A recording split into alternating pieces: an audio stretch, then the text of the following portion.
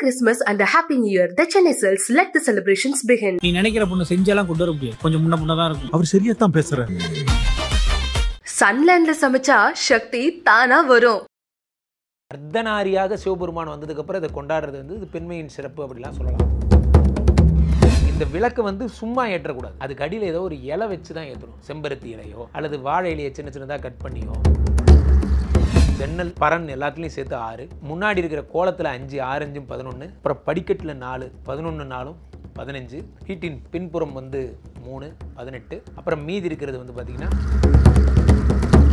நாராயணனுக்கு துளசியாக அர்ச்சனை செய்ய அல்லது துளசியால் கட்டப்பட்ட மாலைகளை வீட்டில் இருக்க பெருமாள் படத்துக்கு அணிவிக்கிறதுனால பெரிய புண்ணியங்கள் கிடைக்கும்னு சாஸ்திரங்கள் சொல்லுது.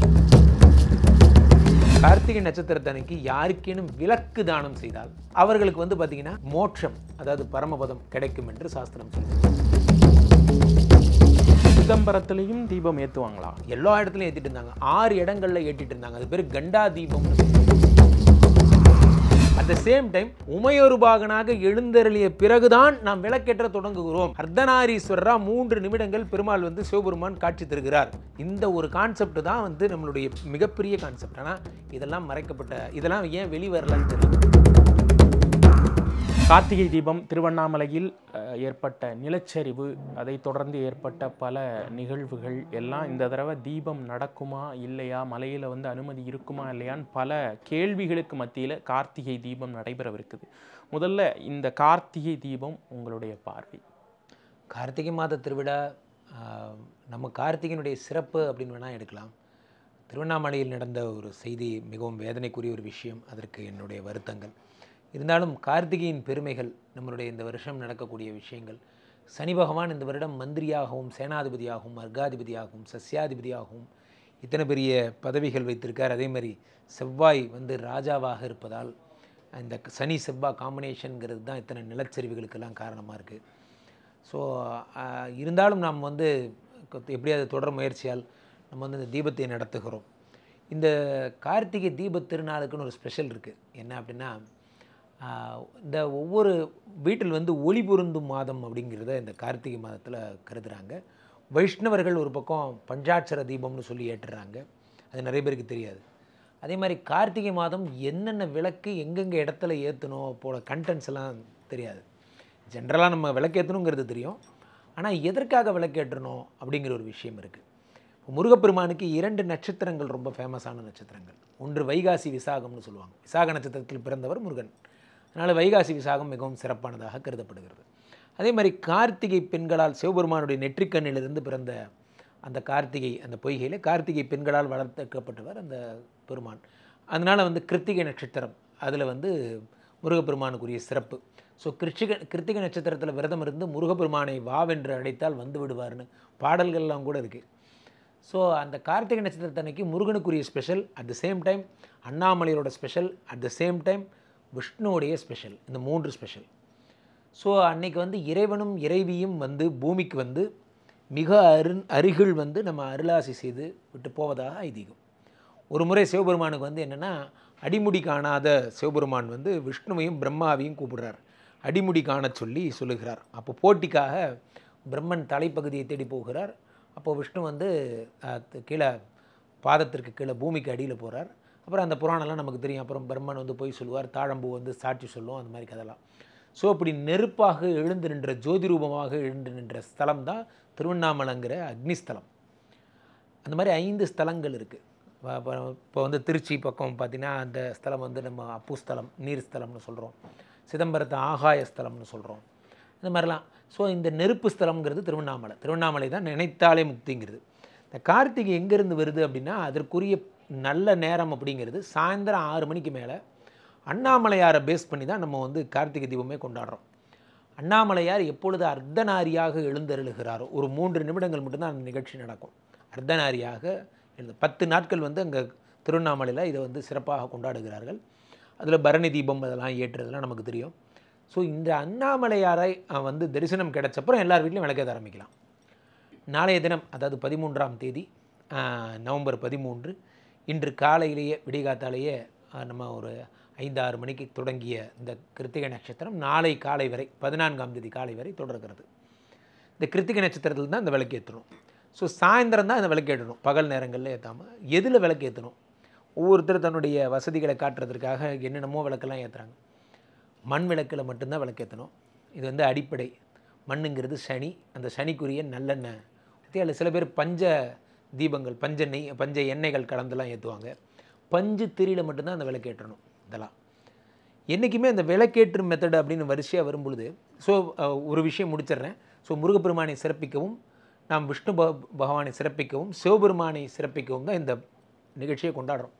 அர்த்தநாரியாக சிவபெருமான் வந்ததுக்கப்புறம் இதை கொண்டாடுறது வந்து இது பெண்மையின் சிறப்பு அப்படிலாம் சொல்லலாம், முருகனின் சிறப்பு அப்படிலாம் சொல்லலாம். ஸோ இப்போது இது என்னென்னா, வாசலில் என்றைக்குமே வந்து முதல்ல வாசப்படி கோலத்தில் தான் விளக்கேற்றணும். வாசப்படி கோலத்தில் தான் விளக்கேற்றணும். அதுக்கப்புறம் வந்து அங்கேருந்து நிலைவாசப்படி, அங்கேருந்து ஏற்றி வந்த தீபத்தை சுவாமி ரூமில் இருக்கிற விளக்கு ஏற்றினதுக்கப்புறம் வீட்டினுடைய மற்ற பகுதிகளில் விளக்கேற்றலாம். கோலத்தில் தான் மகாலட்சுமி வருவதாக ஐதீகம். நாளைய தினம், அதாவது இந்த கார்த்திகை தினத்தன்னைக்கு மகாலட்சுமி வருகிறாள் அப்படின்னு நம்ம பலன்கள் நிறைய சாஸ்திரங்கள் சொல்லுகிறது, பத்ம புராணம் போன்ற விஷயங்கள்லாம். இதில் என்ன அப்படின்னா, இந்த விளக்கு வந்து சும்மா ஏற்றக்கூடாது. அதுக்கு அடியில் ஏதோ ஒரு இலை வச்சு தான் ஏற்றணும். செம்பருத்தி இலையோ அல்லது வாழை இலையை சின்ன சின்னதாக கட் பண்ணியோ அல்லது வந்து அரசு இலையிலையோ ஏதோ ஒரு இலை, பாகக்காய் இலை, அது மாதிரி ஏதோ ஒரு இலையில தான் ஏற்றணும். ஏற்றினதுக்கப்புறம் தூண்டி விட்டுட்டே இருக்கக்கூடாது. ஒரு முறை ஏற்றிவிட்டால் அது குளிரும் வரை, அதே குளிர்ந்துருச்சுன்னா விட்டுறணும், அவ்வளோதான். தொடர்ந்து விளக்கேற்றிக்கொண்டே இருப்பது ஐதீகம் அல்ல. அதில் வந்து சில பேர் அதையே கண்டினியூ பண்ணுவாங்க ராத்திரி வரைக்கும்லாம், அதை ரசிக்கிறது. அதெல்லாம் ஒரு தடவை ஏற்றுறது தான் ஐதீகமே தவிர அதை தூண்டக்கூடாது. யமதீபம் எப்பொழுதும் நாளையும் ஏற்ற வேண்டும். அதாவது கார்த்திகை தினத்தன்னைக்கும் வீட்டிற்கு வெளியே யமதீபம் கம்பல்சரி ஏற்றணும். இப்போது கவுண்டிங் பார்த்துடலாம். இப்போ என்னென்ன கவுண்டிங்னா, ஒரு சாதாரணமாக இருக்கிற ஒரு ஆள், ஒரு சாதாரண வீட்டை சேர்ந்தவர்கள், மிக எளிமையான ஆட்களாக இருந்தாலும் சரி, 27 நட்சத்திரங்களை மைண்டில் வச்சு 27 விளக்குகள் ஏற்ற வேண்டும் என்பது நியதி. 27. முதல்ல நம்ம என்ன பண்ணணும், காலையில் கிருத்திகை நட்சத்திரம் துவங்கினதுக்கப்புறம் இந்த விரதத்தை கை கொள்ளணும். விரதம் எது? முருகப்பெருமானை நினைத்து இந்த விரதம் கொள்ள வேண்டும். பழங்கள், பால் போன்றவை எடுத்துக்கிறோம். எவ்வளோ சிம்பிளாக உணவு. உடம்பு முடியாதவங்க வந்து உப்பு போடாத தோசை, உப்பு போடாமல் சப்பாத்தி, இந்த மாதிரிலாம் உப்பு போடாத சின்ன சின்ன சிற்றுண்டிகள் மாதிரி எடுத்துக்கலாம். மத்தியானம் அசைவ உணவை தவிர்க்கணும். அதே மாதிரி வந்து பெரும்பாலும் மத்தியான நேரங்களில் வந்து வயிறு நிறைய உண்ணுதலை வந்து தவிர்த்து நம்ம வந்து எவ்வளோக்கு எவ்வளோ பசியுடன் இருந்து இந்த முருகப்பெருமானை வெளிப்படுத்தலோ அது சிறப்பு. ஸோ மத்தியான நேரம் இதற்காக நம்ம ஒதுக்கணும். பகலில் உறங்கக்கூடாது, மத்தியான நேரம் உறங்கக்கூடாது. அப்படி ஒருவேளை உறங்க வேண்டிய நோயாளிகள், உடம்பு சரியில்லை அப்படின்னா சாயந்தரம் வீட்டெல்லாம் ஃபுல்லாக அலம்பினதுக்கப்புறம் தான் விளக்கேற்றணும். இதெல்லாம் வந்து பேசிக் சயின்ஸு, பேசிக் சாஸ்திரம். நம்ம வீட்டில் இருக்க ஜன்னல்கள், பரன், இதெல்லாம் டிசெண்டிங்கில் சொல்கிறேன். ஜன்னல்கள், பரன், இதில் எல்லாத்துலேயும் 6 விளக்குகள் ஏற்றணும். ஃபஸ்ட் நான் எப்படி ஏற்றணுங்கிற ப்ரொசீஜர் சொல்லிட்டேன். கவுண்டிங்கை மனசில் வச்சுக்கிறதுக்கு ஈஸியாக சொல்லித்தரேன். பரன், நம்மளுடைய ஜன்னல், இது எல்லாத்தையும் சேர்த்து கூட்டுத்தொகை 6 விளக்கு ஏற்றணும். அதுக்கப்புறம் 5 விளக்குகள் வீட்டு வாசலில் இருக்கிற கோலத்தை சுற்றி ஏற்றணும். கோலத்தில் நடுவில் ஒரு குத்து விளக்கு ஏற்றி வைத்துட்டு அதை சுற்றி 5 விளக்கு ஏற்றுறது சிறப்பு. குத்து விளக்கு கவுண்டிங் கிடையாது, அது மகாலட்சுமிக்காக. அதுலேயே சில பேர் 2 ஏற்றலாம் அல்லது 5 ஏற்றலாம். ஒற்றை ஏற்ற வேண்டாம், 2 அல்லது 5. ஸோ அதை சுற்றி 5 ஏற்றணும். 6 5 11. அதுக்கப்புறம் அடுத்ததாக படிக்கட்டில் 4 விளக்குகள் ஏற்றணும். அதற்கு அடுத்ததாக வீட்டிற்கு பின்புறம் 3 விளக்குகள் ஏற்றணும். கொல்லப்புறத்தில் சுவாமி மடம் இருக்குது, துளசி மாடம் இருக்குன்னா சிறப்பு. அப்படி இல்லைன்னா மினிமம், நான் சொல்கிறது எல்லாமே மினிமம், வீட்டுக்கு பின்னாடி, இல்லை ஃப்ளாட் வீடு சார், எங்கள் வீட்டுக்கு பின்னாடி ஒரு பால்கனி இருந்தால் அங்கே வைக்கலாம். ஏதோ ஒன்று வீட்டுக்கு பின்புறம்னு நீங்களே ஒன்று வச்சுக்கணும். இது வாசல்னா, இது என்ட்ரன்ஸ்னால் எக்ஸிட்னு ஒன்று நீங்களே வச்சுக்கிட்டு அது மாதிரி வச்சுக்கலாம். அப்புறம் சமையல் ரூமு, பூஜை ரூமு, ஹாலு, இங்கே மட்டும்தான் விளக்கு ஏற்றணும். மற்ற தேவையில்லாத இடத்துல ஏற்றக்கூடாது. ஸோ ஹாலில் 2 விளக்கு, சமையல் ரூமில் 2 விளக்கு, பூஜை ரூமில் 2 விளக்கு. ஸோ வரிசையாக சொல்கிறேன் இன்னொரு தடவை. 6 விளக்கு வந்து வீட்டில் இருக்கிற ஜன்னல், பரன் எல்லாத்துலேயும் சேர்த்து 6, முன்னாடி இருக்கிற கோலத்தில் 5, 6 5 11, அப்புறம் படிக்கட்டில் 4, 11 4 15, வீட்டின் பின்புறம் வந்து 3 18, அப்புறம் மீதி இருக்கிறது வந்து பார்த்திங்கன்னா ஹாலில், கிச்சனில், அதே மாதிரி பூஜை ரூமில் மீதியை போட்டு ஃபில்லப் பண்ணலாம். இதெல்லாம் சேர்த்து 27 ஒரு இதை வந்து ஏற்றலாம். என்றைக்குமே ஒரே ஒரு விளக்கு மட்டும் சுவாமி ரூமில் சுவாமிக்கு முன்னாடி இருக்கிற விளக்கு மட்டும் நெய் தீபமாக ஏற்றுதல் சிறப்பு. எல்லாத்துலேயும் நெய் தீபம் ஏற்றலாம். நெய் வாங்க வசதி இல்லாதவர்கள் சுவாமிக்கு முன்னாடி இருக்கிற ஒரு தீபமாவது நெய் ஏற்ற வேண்டும் என்பது சாஸ்திரம். அதே மாதிரி வீட்டுக்கு வெளியே இருக்கிற யம தீபம் கவுண்ட் பண்ணல. வீட்டில் இருக்க யம தீபம் வந்து வீட்டுக்கு வெளியே ஒரு தீபம் ஏற்றணும். இப்படி தீபம் ஏற்றுவதால் ஏற்படக்கூடிய நன்மை என்ன அப்படின்னு பார்த்தீங்கன்னா, ஒரே ஒரு சந்தோஷம் என்னென்னா, இதை வைஷ்ணவ ரீதியாக எடுத்துக்கிட்டிங்கன்னா பஞ்சாட்சரி தீபம்னு அவங்க சந்தோஷப்படலாம். கார்த்திகை மாதம் இன்றைக்கு தீபத் திருநாள் அன்று சிவபெருமானுக்கு நெய்யால் அபிஷேகம் செய்து வில்வ இலைகளை கொண்டு அர்ச்சித்து வழிபட சிறப்பு. இந்த வருடம் கார்த்திகை மாதம் பிரதோஷமும் சேர்ந்து வருகிறது. அதனால் இதை பண்ணுறது இன்னும் சிறப்பு. சிவபெருமானுக்கு நெய்யால் அபிஷேகம் செய்து மரிக்கொழுந்து வில்வம் போன்றவற்றை அபிஷேகம் பண்ணலாம். ருத்ராட்ச மாலைகள் இடலாம். ரெண்டாவது, கார்த்திகை மாதம் இது பௌர்ணமி தான் நம்ம கார்த்திகை திருநாள்னு சொல்கிறது. இந்த கார்த்திகை மாதம் வரும் பௌர்ணமி தான் தீபத் திருநாள்னு சொல்கிறது. ஸோ அப்போது இந்த சிவபெருமானுக்குரிய பாடல்கள், திருவாசகம் போன்ற விஷயங்கள்லாம் சாயந்தரம் பாடுறார். சில பேர் என்ன பண்ணுவாங்க, கந்த புராணம் அல்லது வந்து கந்த சஷ்டி கவசம் போன்றவெல்லாம் படிப்பாங்க. இது ரெண்டில் எது படித்தாலும் ஓகே. நாராயணனுக்கு மிகவும் பிரீத்தியான விஷயத்து நிறைய பேருக்கு தெரியாது. எப்படி Sivaperuman is so much of happy on the டேவோ, அதே மாதிரி Narayanan also very happy on the day. நாராயணனுக்கு துளசியாக அர்ச்சனை செய்ய அல்லது நாராயணனுக்கு துளசியால் கட்டப்பட்ட மாலைகளை வீட்டில் இருக்க பெருமாள் படத்துக்கு அணிவிக்கிறதுனால பெரிய புண்ணியங்கள் கிடைக்கும்னு சாஸ்திரங்கள் சொல்லுது. அதே மாதிரி இந்த கார்த்திகை திருநாள் அன்று யாரேனும் ஒருவருக்கு அன்னதானம் செய்தால் கங்கை நதிக்கரையில் அங்கே இருக்கிற எல்லாருக்கும் சாதுக்களுக்கெல்லாம் அன்னதானம் செய்த புண்ணியம் கிடைக்கும் என்று சாஸ்திரம் சொல்கிறது.